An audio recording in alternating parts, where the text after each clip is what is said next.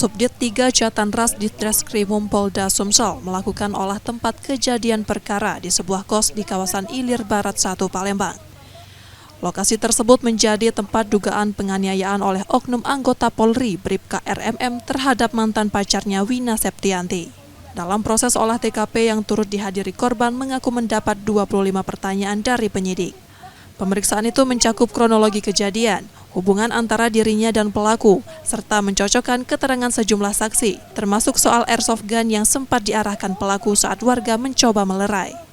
Korban juga mendapat ancaman orang tuanya akan dibunuh pelaku yang membuatnya ketakutan. Melakukan pemeriksaan. Pemeriksaan apa saja yang diperiksa tadi? 25 pertanyaan, Pak. Ditanyakan ya. Selain itu ada temannya juga diperiksa. Iya, sama saksi-saksi juga.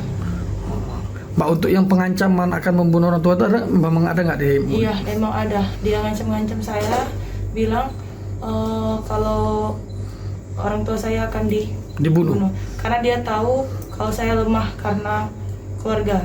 Harapannya ke depan semoga beliau ini tidak ganggu-ganggu saya lagi, keluarga juga nggak ada ancaman lagi.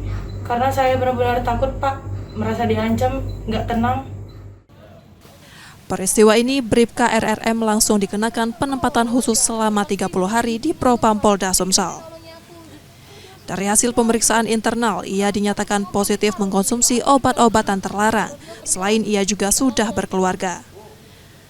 Reski Oktora, Muklas Diferensial, Kompas TV, Palembang, Sumatera Selatan.